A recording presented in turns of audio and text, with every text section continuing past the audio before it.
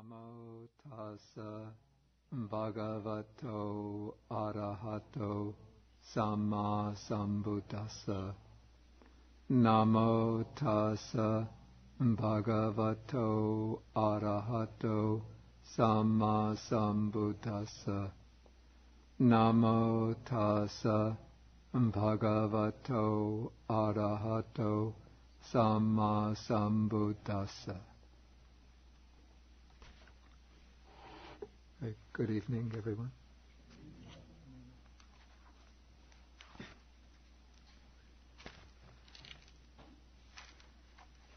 Okay, we started last week to study the greater discourse on the destruction of craving.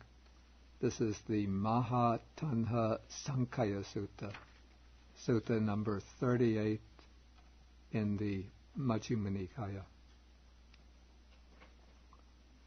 And this sutta begins when a monk by the name of Sati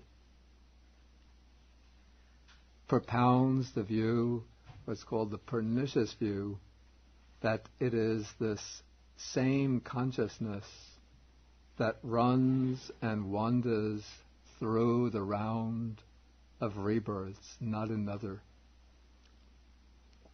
Then the monks hear about this view and they criticize him and explain to him that the Buddha has always taught that consciousness is dependently arisen and consciousness always arises through conditions. It never arises without a condition. Sati refuses to give up his view. Eventually the monks bring him to the Buddha. The Buddha again repeats. The Buddha makes him explain more precisely what he means by his view about consciousness, to what he understands by this same consciousness. And then he explains that what he understands by consciousness, and that's the important point, is that he understands by consciousness that it is that which speaks, feels, and experiences here and there the result of good and bad deeds. So in other words, that consciousness he takes to be a kind of persisting self or subject. And this is, of course, a view of self, a kind of Atmavada, which is exactly what the Buddha has rejected in his teaching.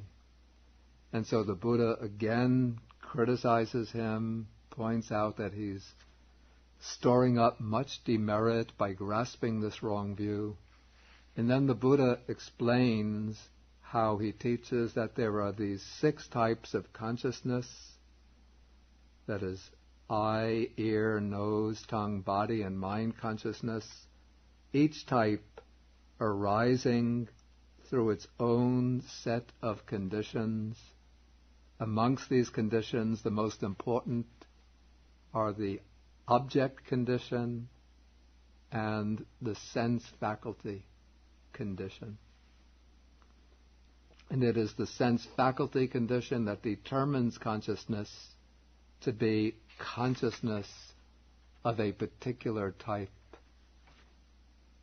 And last week I said that this might seem to imply, if we take this passage superficially, it might seem to imply a kind of view that since each consciousness depends on its own conditions, one might think that the mind consciousness also depends on the body, and so when the body passes away at death, consciousness comes to an end. And so for the Buddha, there's no survival of consciousness. But actually, according to the Buddha's teaching, as I said, I use the expression that consciousness is the kind of, I call it the vehicle or channel for the rebirth process. Even though there's no persisting individual consciousness, that goes on as the same entity.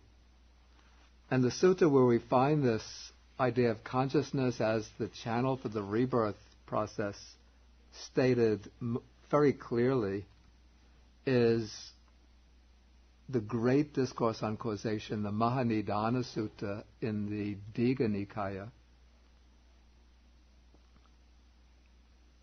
Okay, here the Buddha is in a dialogue with the Venerable Ananda.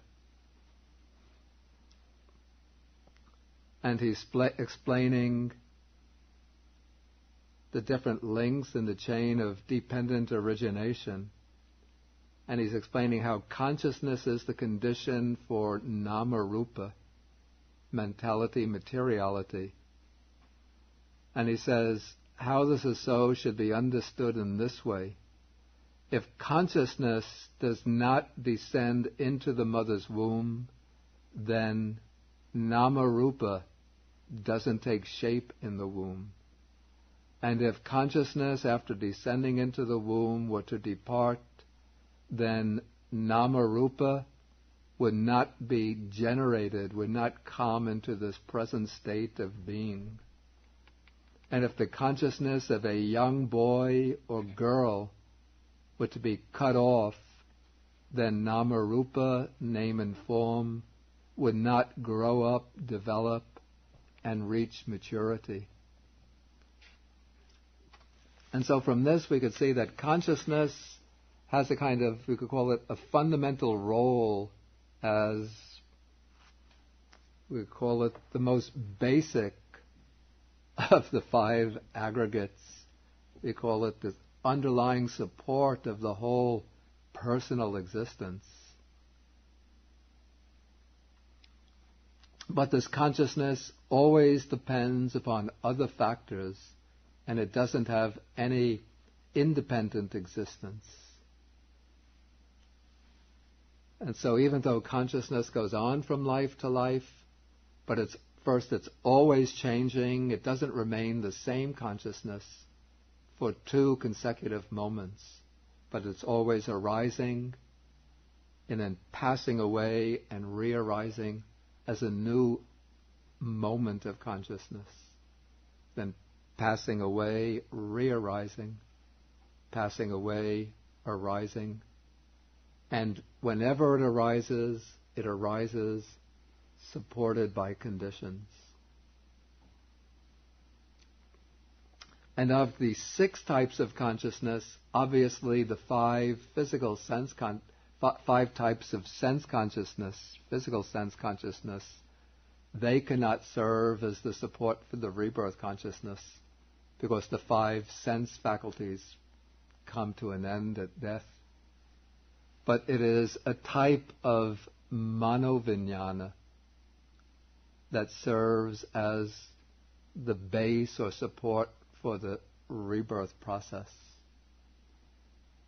In the suttas, the nikayas, the details of the way the rebirth process occurs are not worked out in any kind of technical detail. This is what is worked out in the different Abhidharma schools, one way in the Theravada Abhidharma, another way in the Sarvastivada Abhidharma. Then some of the other schools develop different explanations.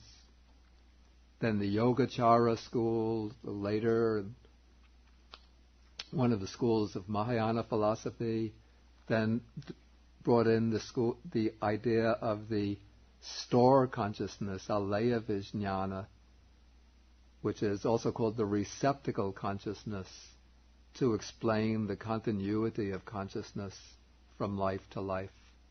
The store consciousness is considered to be the type of consciousness that stores up all of the seeds of past experience and all of the karmic formations or karmic accumulations. But the early Buddhist teachings and even the early Mahayana teachings work with a system of only 6 types of consciousness.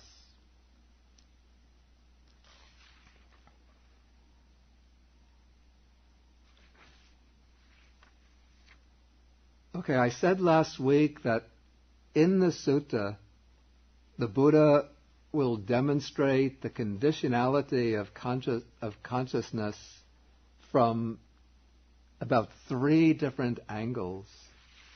And now this conditionality of consciousness in arising through sense base or through sense object and sense faculty, that is only the first way of demonstrating the conditionality of consciousness.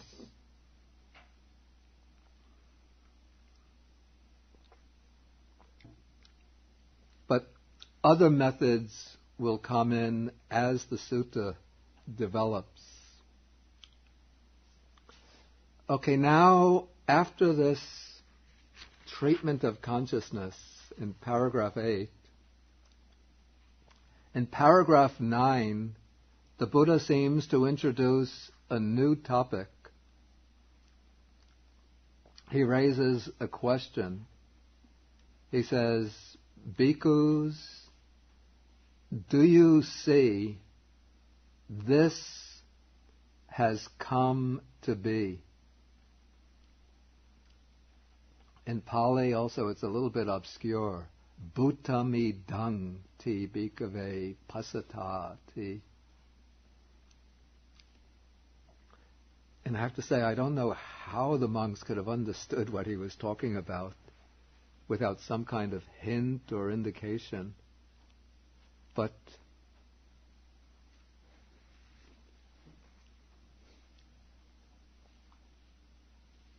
somehow they got the idea.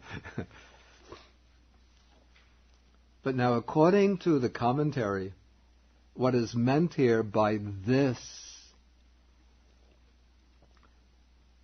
is the combination of the 5 aggregates in their totality. So here, what is being done is to broaden the scope of the analysis, or the scope of the investigation. So, in the previous paragraph, the Buddha is treating only the conditionality of consciousness, and treating the conditionality of consciousness only in terms of each moment of consciousness arising through its object and sense base. But now the Buddha is taking all the 5 aggregates together and saying, do you see how this, that is all the 5 aggregates, have come into being? How they are originated. Something that have... And when you say that they have come into being, this means that they are not something which have existed forever, which have not existed through an eternal past, but they have come into existence. And then in the second question, he says, do you see that its origination occurs with that as nutriment? That is, he's saying, or asking, do you see that this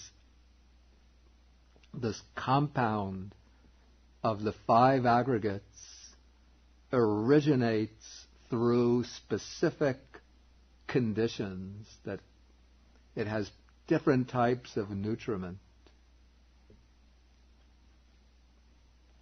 And then he asked, do you see that with the cessation of that nutriment, what has come to be is subject to cessation?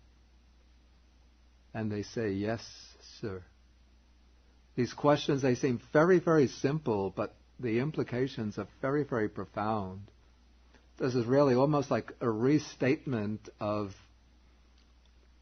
the famous verse that the monk Assaji spoke to Sariputta at their first meeting, the verse through which Sariputta gained his first understanding of the Dhamma. That whatever phenomena there are that originate through causes, the Tathagata has explained their causes and also their cessation. That is what the great ascetic teaches. Okay, so here first we have the 5 aggregates.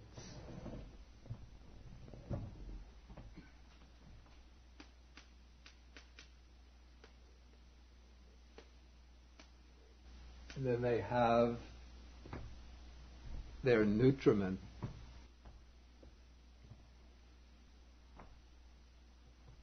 And now we know that, in fact, we're going to learn again, just on the next page, that there are 4 nutriments according to the Buddha's teaching. What are the 4 nutriments? How are they translated here? Okay. Maybe call it edible food, contact, mental volition,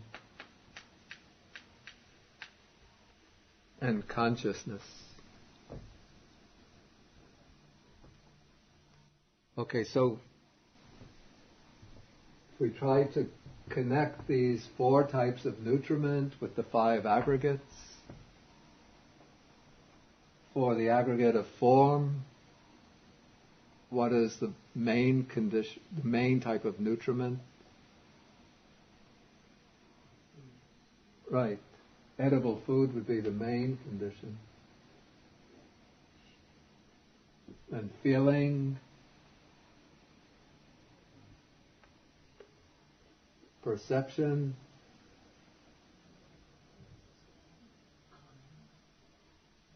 contact also for perception, for volitional formations.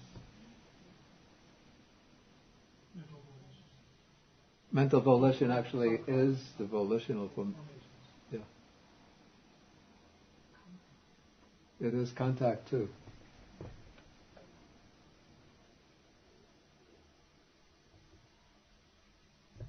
Then,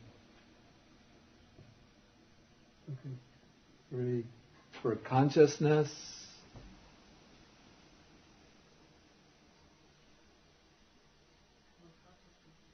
what is that?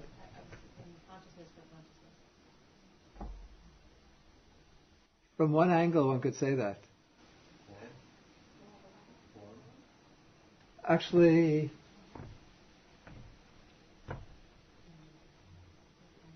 I think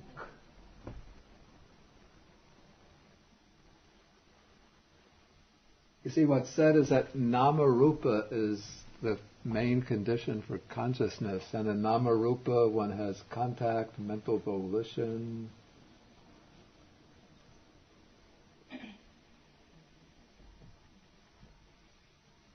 So you could say certainly these 2. Certainly contact, mental volition are conditions for consciousness. And even one could say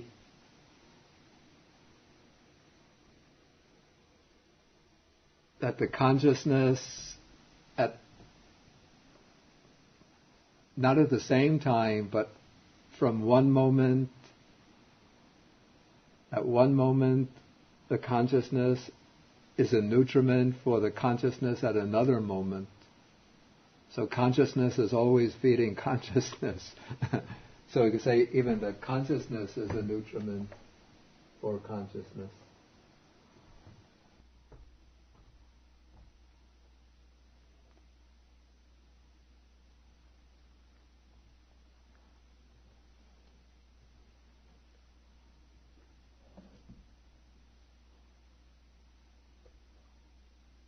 Okay, the next few paragraphs are intended to show how the Buddha expects his monks not to just accept this on trust from him, but to see this and to penetrate it, he says, with correct wisdom. And generally this abandoning of doubt about this and seeing these things as they really are with correct wisdom, this is really achieved, I would say, in my understanding, fully only by a stream enterer, Sotapanna.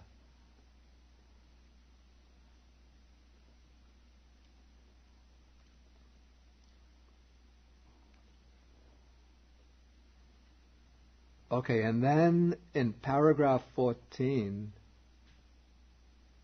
the Buddha gives some important words of advice.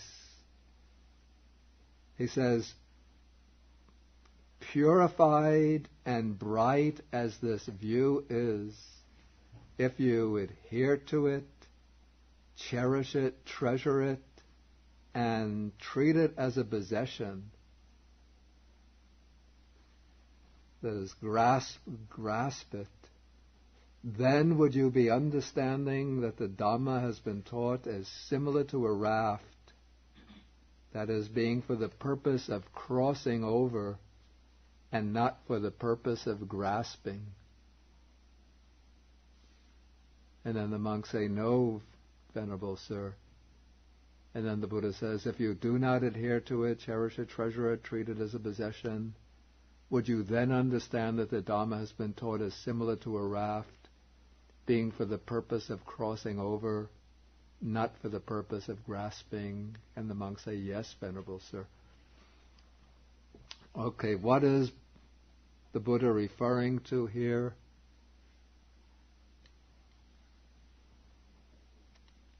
To what? Right, it's the famous simile of the raft that we took last month, was it? In the Alagadupama Sutta. So he's saying that, well, he's just referring back to that same simile. So it seems that the simile was already quite well known.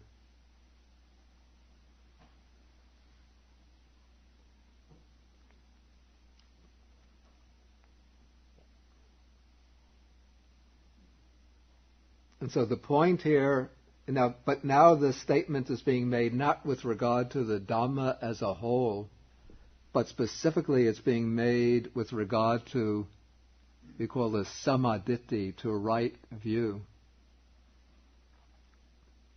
And he's not saying that one gets rid of right view and doesn't hold to any views at all.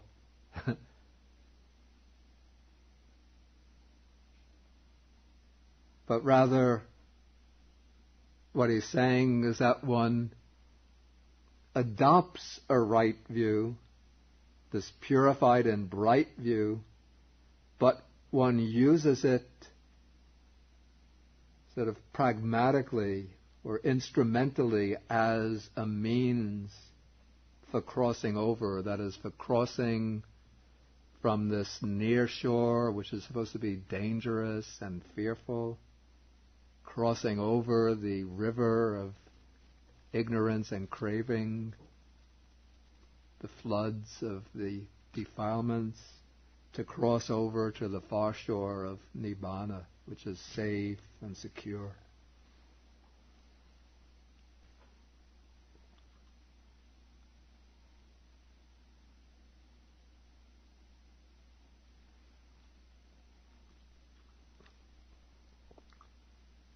Okay, now what I call this general questionnaire on being has extended the scope of conditionality from consciousness alone, which is the focus of paragraph 8. Now it's broadened the range of conditionality to take in all 5 aggregates, which are summed up in this word, this. This has come to be through nutriment. And since consciousness is included within the 5 aggregates, this also shows that consciousness has come to be through a condition. And what's important to realize also, I should mention, that these four nutriments, especially these three,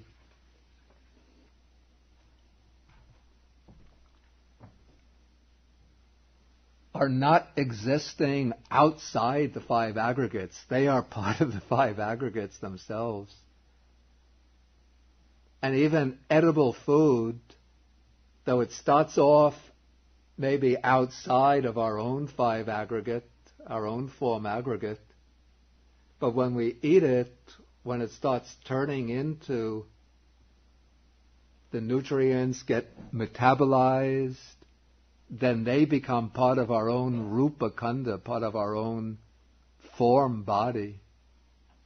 And so they become part of the five aggregates. And so all of the four nutriments are also within the five aggregates. And so we could say that this process of origination through nutriment is a process by which the five aggregates are continually nourishing themselves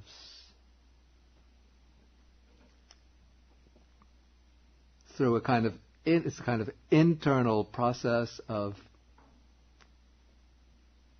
conditioned origination. It's just that the material body depends upon a source of food, water, air that's originally outside the body, but it gets absorbed into the body and then assimilated to the body, integrated into the body.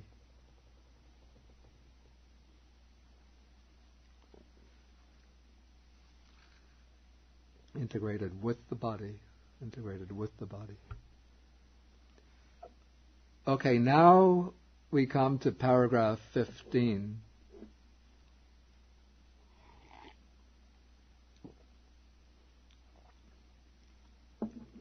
And here the Buddha returns to this theme. Or maybe I should just pause here and ask if there are any questions relating to this passage on nutriment.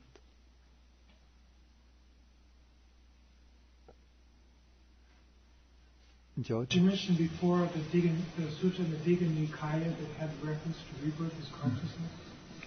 That spoke about the way consciousness functions as what I call the channel for the rebirth process. Which number was that? Yeah, it's Digha Nikaya number 15, the Maha Sutta.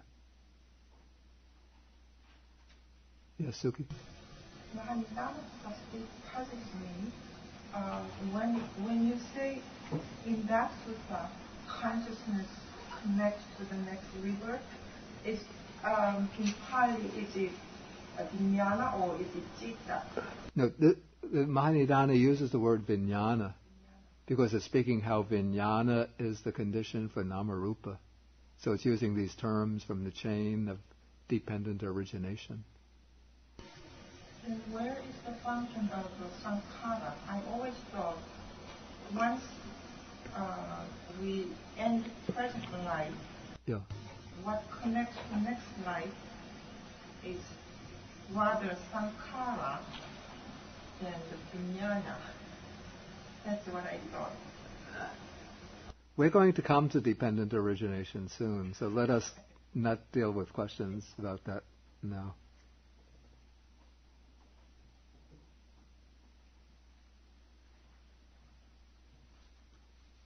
Okay, then we'll go on to taking up paragraph 15. Okay, here the Buddha introduces the four kinds of nutriment for the maintenance or sustenance of beings that have come to be, and for the support of those seeking a new existence. Okay, what are the four? They are physical food, or we call it edible food, gross or subtle, contact as the second, mental volition as the third, and consciousness as the fourth.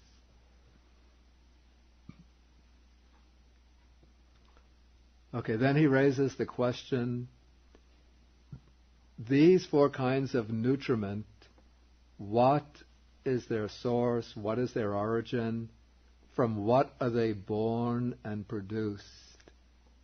And then he gives the answer. He says, these four kinds of nutriment have craving as their source, craving as their origin.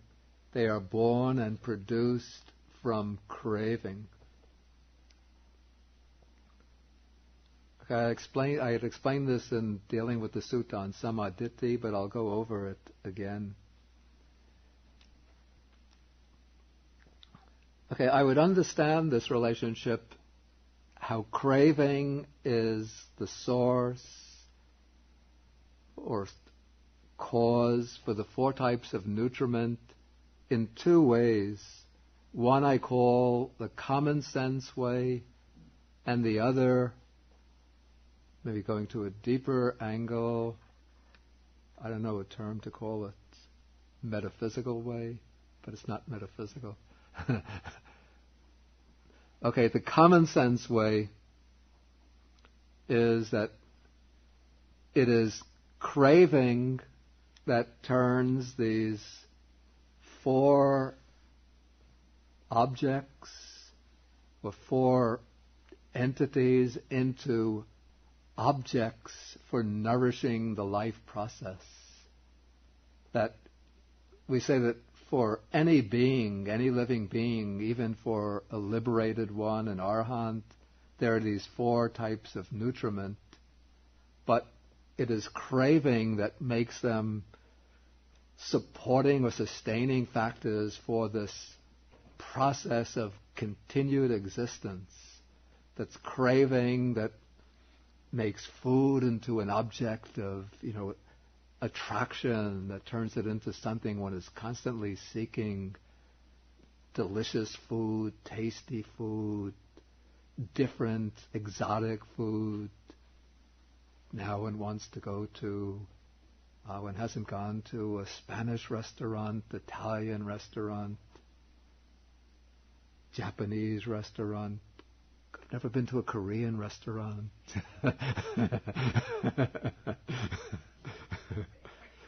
What?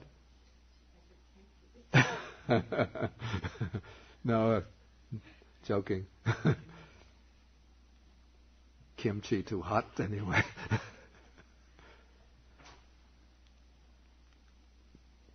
Then through craving, one is always seeking new feelings. So then to get feeling, one has to experience different contacts. Contact with this to get new sensations, different sensations. I haven't experienced this, haven't experienced that. I have to go to this nightclub for this sensation, listen to this music to get that sensation.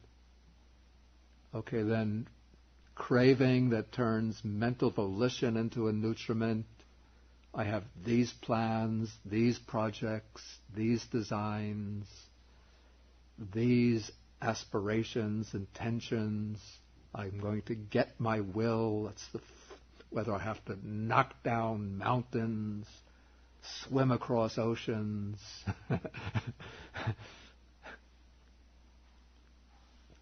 And then consciousness also is the craving to experience this, experience that.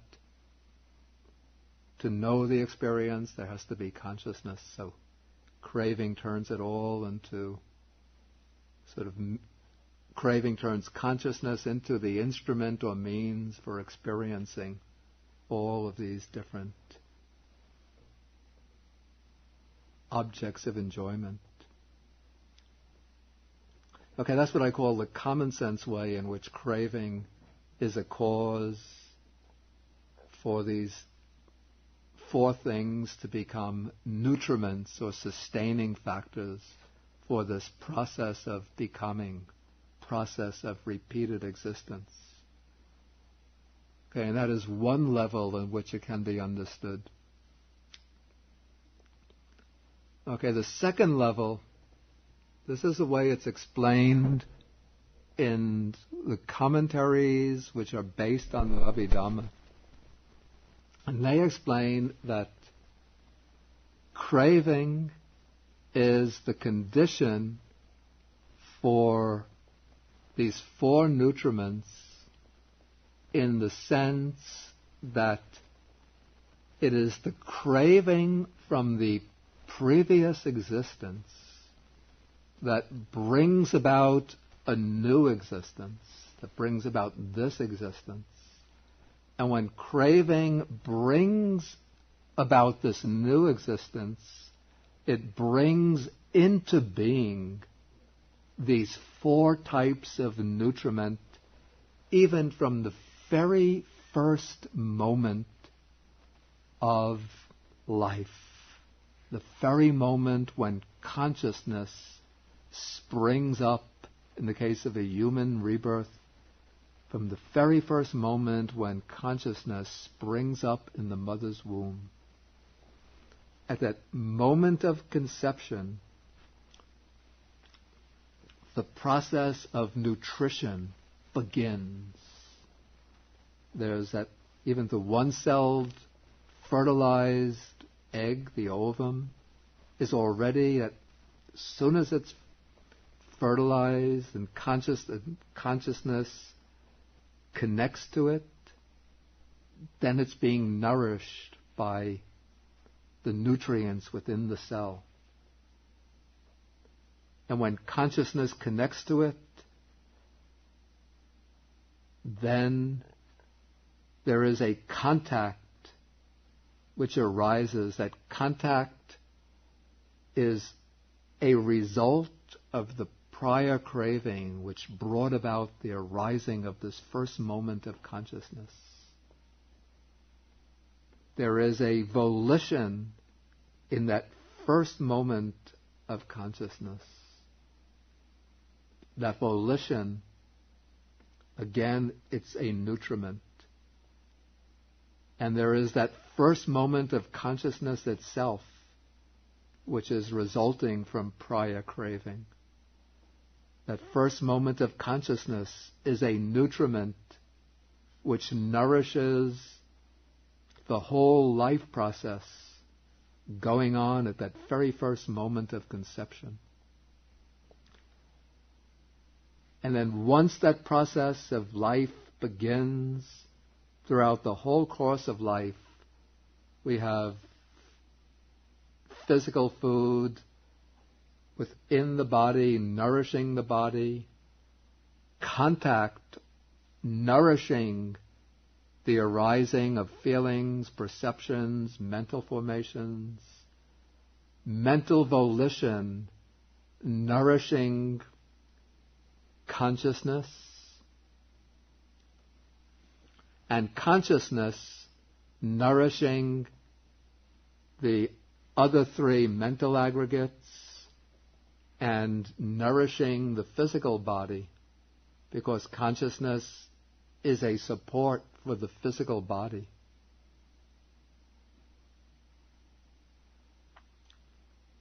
And so the functioning of this entire psychophysical organism, in which different components are nourishing, sustaining,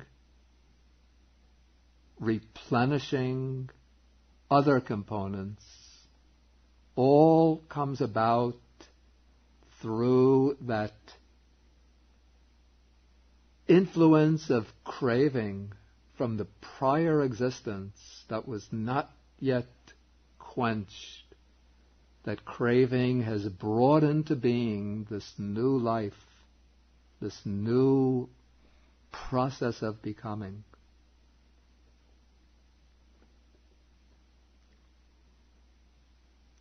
Okay, now, this statement of the Buddha that the four nutriments arise from craving. Okay, this one finds in other parts of this, in other passages in the suttas.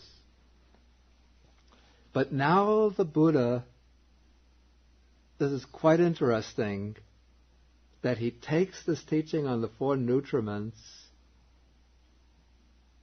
and he raises, by pointing out craving is the cause for the four nutriments, he next raises the question, what is the source for craving? And then he gives the answer, craving has feeling as its source.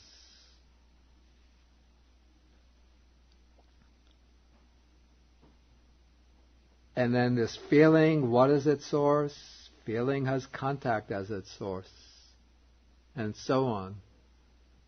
And so what the Buddha has done is to take the teaching on the four nutriments and grafted it onto the teaching of dependent origination. And so he now, from that teaching on the four nutriments, by inquiring into conditions, into causes, he leads us into the familiar, standard, 12-factored formula of dependent origination. But instead of beginning as he usually does with old age and death, then going to birth, then back to existence, then back to clinging, then from clinging back to craving.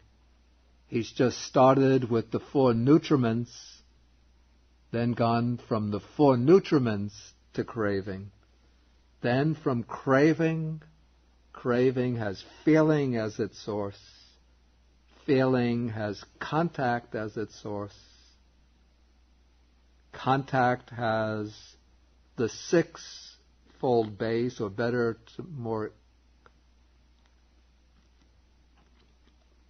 it's more comprehensible to say the six sense bases as its source.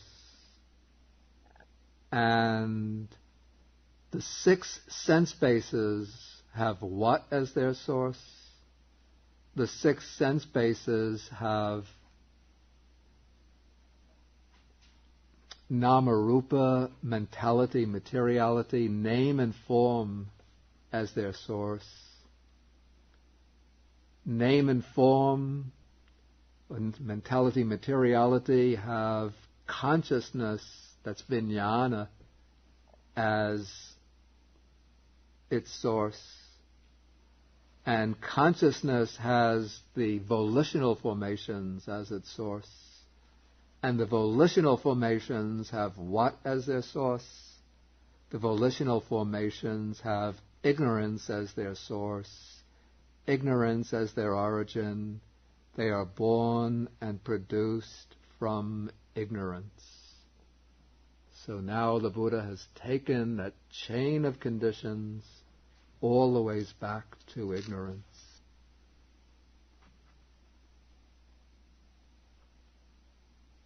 Okay, now having brought it back to ignorance, he's going to bring it forward in the normal, using the normal formula all the ways down to the normal ending point.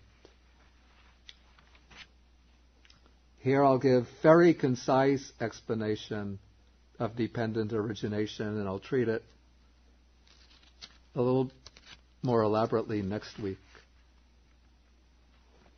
Okay. With ignorance as condition, the volitional formations come to be. Okay, because a person has ignorance, a person engages in actions, wholesome, this is mundane. A person engages in actions which may be unwholesome actions or mundane wholesome actions.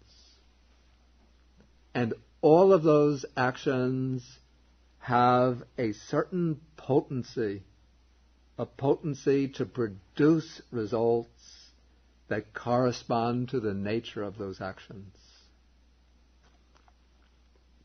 Those actions are the volitional formations, or we can say that they generate volitional formations.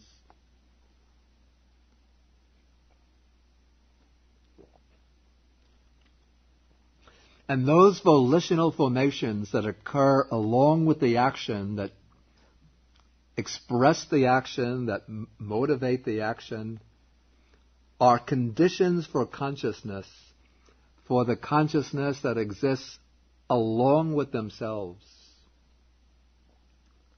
So in one sense, we could say volitional formations are a condition for the consciousness that arises simultaneously with themselves.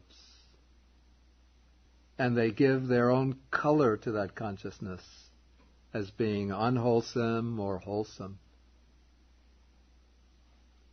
But those volitional formations also have the capacity or the potential to produce a consciousness. Let me put it this way. They have the potential to bring about the arising of consciousness after death in a new form of existence. They have the potential to regenerate the stream of consciousness in a new form of existence.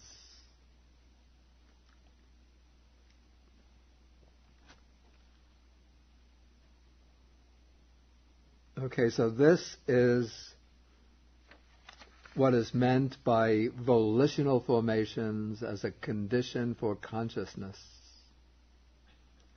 And what's especially indicated there is how the fact that volitional formations bring about this renewal of consciousness in the process of rebirth. Then when consciousness re-arises, it brings along with itself nama-rupa, mentality, materiality. Or actually, one could say that consciousness has to, in the case of a human rebirth, animal rebirths, consciousness has to connect with some material form. That would be the fertilized egg. And then when consciousness connects with the fertilized egg, then it turns it into a living organism. And then the other mental factors arise, feeling, perception, the mental formations, that is mentality. So in this way, consciousness is the condition for mentality, materiality, for nama-rupa.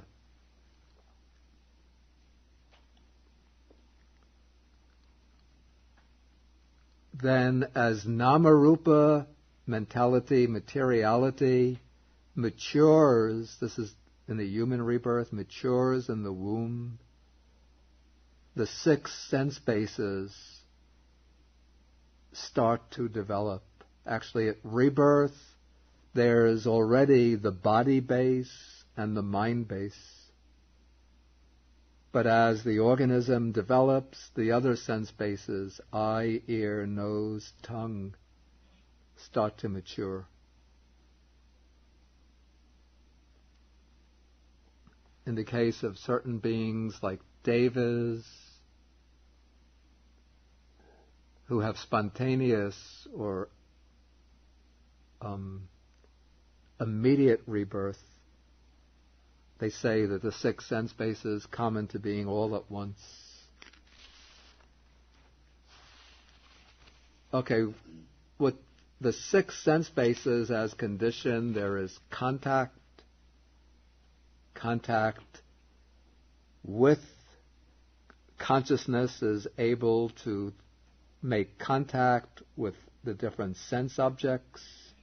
Through contact there is feeling. Then when there is ignorance and feeling, then craving arises. Through craving there comes clinging. That is, clinging is an intense holding to the objects that one obtains through craving, or a continual obsession with objects that one doesn't obtain, or a clinging to views.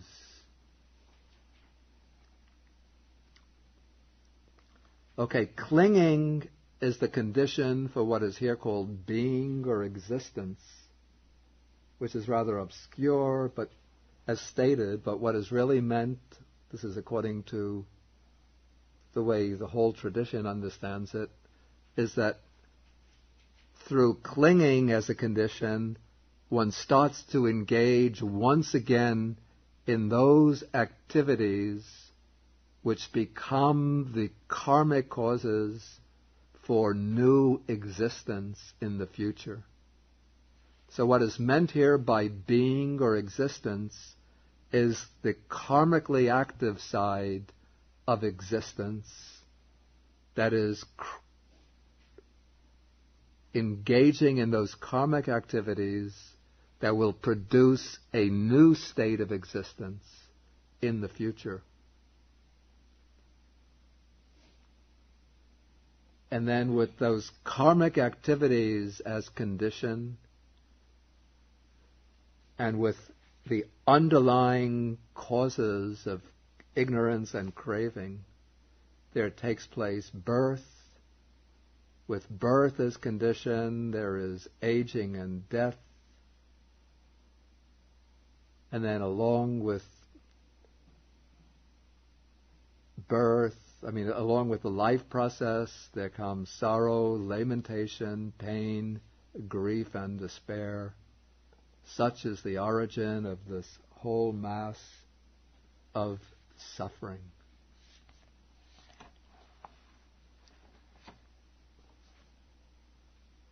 Okay, maybe I should stop at this point and then ask if there are any questions. We'll go over the chain of causation again next week. Next week I plan to have a little table to show some of the relationships more clearly. Yeah, please. Can you go over again craving as the source for the nutrients? I'm not quite sure on how craving gives rise to edible food. How craving gives rise to edible food. In the common sense way? Yeah. Okay. I said in the common sense way, of course, craving doesn't actually give rise to edible food. Since edible food, it's already there. But it's craving that sort of makes edible food something of like an object of obsession. Like for a person, whether they have craving or not, they need edible food. Like even in Arhat, who has completely overcome craving, if an Arhat doesn't eat, no life. So is it if craving gives rise to maybe the objectification of food? Or obsession? Yeah, well, food, it depends what's meant by objectification. Yeah, I got halfway through saying it. Yeah. It turns food into something that attracts the mind, that one becomes interested in different flavors, different tastes. We have this reflection on food that a monk is supposed to use Patisankhaya Yoniso Pindapatang Parisevami Neva Devaya Namadaya Namandanaya Navibhusanaya. Let's see. Pindapatang Parisevami Patisankhaya Yoniso Pindapatang Parisevami Neva Devaya Namadaya. Not for fun, it's literally not for intoxication. That means not getting drunk on it. Yeah, it's just to support the practice. Okay, but when there's craving, then the food gets used for those other purposes, for fun, enjoyment, amusement, to satisfy one's craving for different tastes. Could you explain how this works with an arahant? Is he craving food, or is it does he get hungry?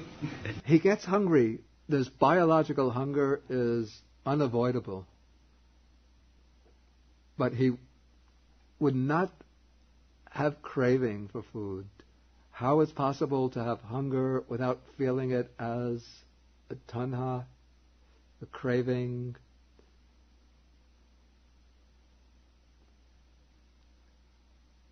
I don't know, apart from the fact that he wouldn't have this thought about wanting to indulge in different tastes and try different flavors.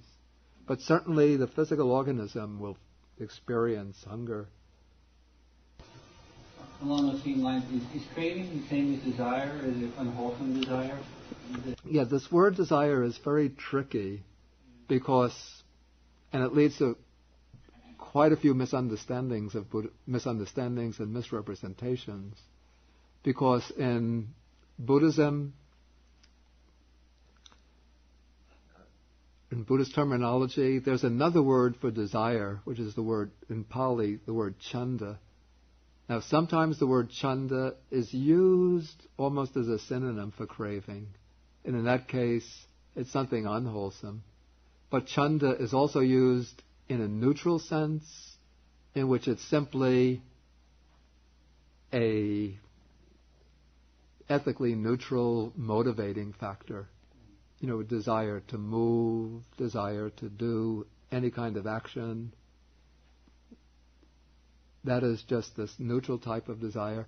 And then there's the Buddha's a positive evaluation of desire.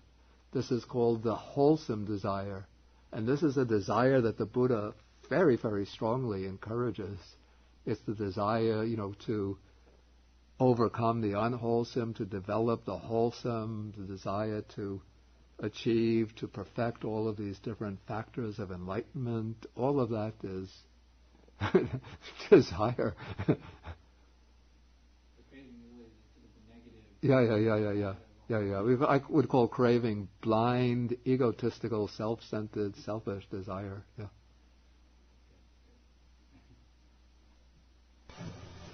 Does dependent origination, can that also, instead of going from life to life, go from moment to moment also? Yeah, dependent origination works at many different levels. So the principle of dependent origination works in many, many ways. The 12-factored principle or formula of dependent origination, the way it's taught in the suttas, the way I understand it, it extends over several lives. In the Abhidhamma, this formula is taken with certain variations, and it's shown how it applies within a single mind moment and how it works at the level of individual mind moments. And so it has these different applications. And then also the same principle of dependent origin.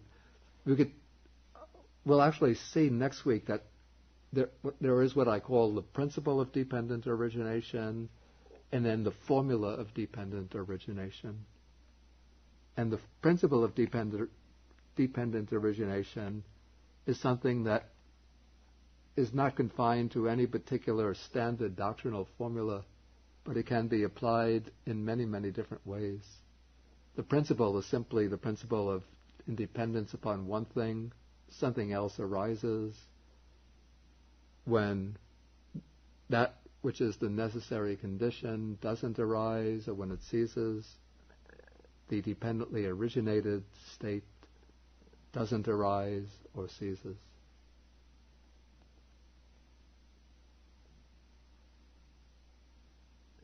Any further questions?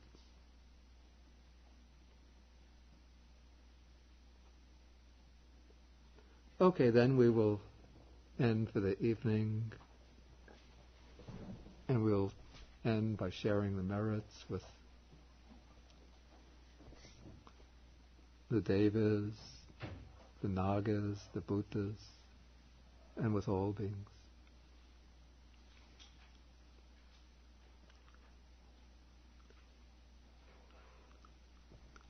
Akasata chabumata deva naga mahitika punyantang anumoditva chirang rakantu sasanang. Akasata chabumata deva naga mahitika punyantang anumoditva chirang rakantu desanam. Akasata chabumata deva naga mahitika punyantang anumoditva chirang rakantu mang parang. Etavata cha amhehi sampadang punya sampadang sabbe deva anumodantu sabba sampati siddhya. Etavata cha amhehi sampadang punya sampadang sabbe bhuta anumodantu sabba sampati siddhya. Etavata cha amhehi sampadang punya sampadang sabbe satanumodhantu.